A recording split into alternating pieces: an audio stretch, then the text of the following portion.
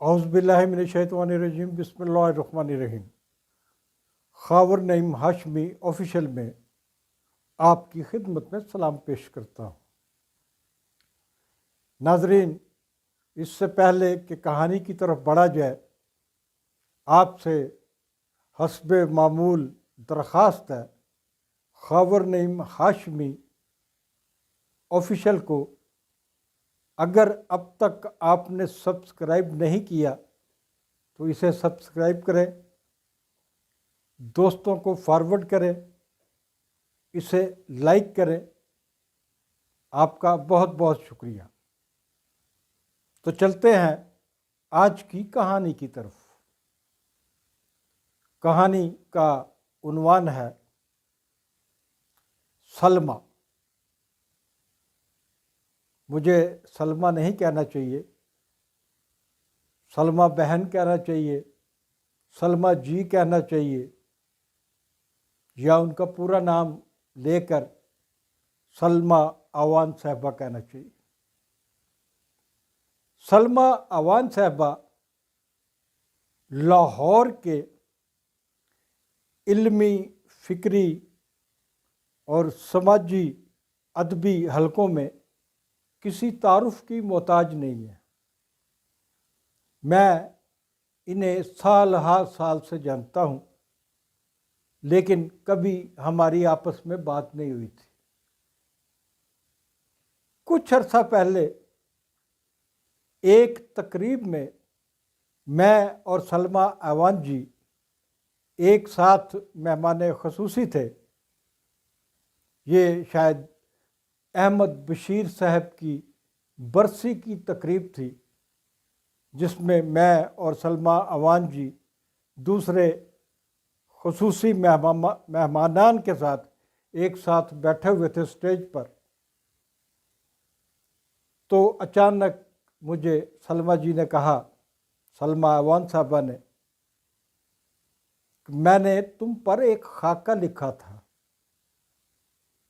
میں نے کہا، مجھ پر ایک خاکہ لکھا تھا آپ نے؟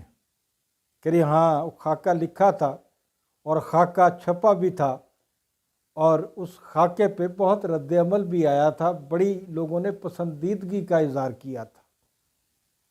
میرا تجسس بڑھا کہ میرا اور سلمیٰ اوان جی کا کبھی براہ راست کوئی تعلق نہیں رہا، تو پھر انہوں نے مجھ پر خاکہ کیسے لکھا، میرے بارے میں ان کو جانکاری کیسے حاصل ہوئی؟ میں نے ان سے دریافت کیا کہ سلمیٰ اوان صاحبہ، آپ نے اپنے خاکے میں میرے بارے میں کیا لکھا تھا؟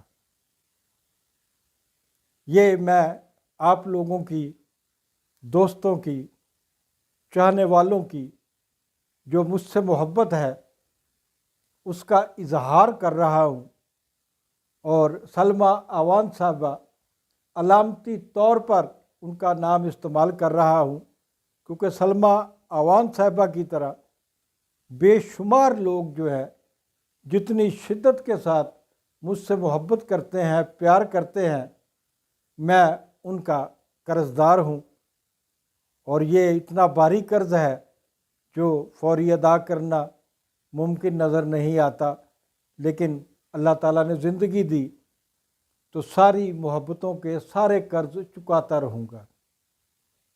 تو جب میں نے سلمیٰ اوان صاحبہ سے پوچھا کہ آپ نے میرے بارے میں کیا خاکہ لکھا، تو انہوں نے بتایا کہ جب تم صحافیوں کے حوالے سے جدوجہد کرتے ہو،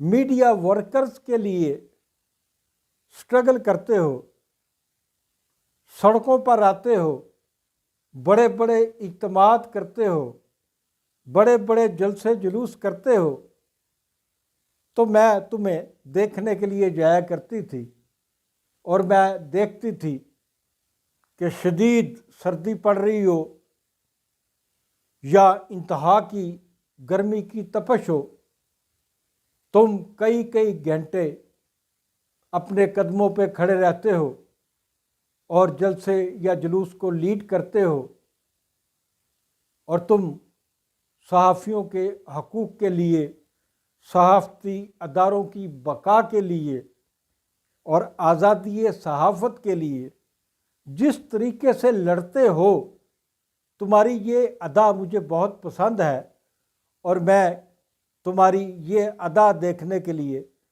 تقریباً تمہارے ہر جلسے میں جاتی تھی، لیکن کبھی تم سے ملاقات نہیں ہوئی۔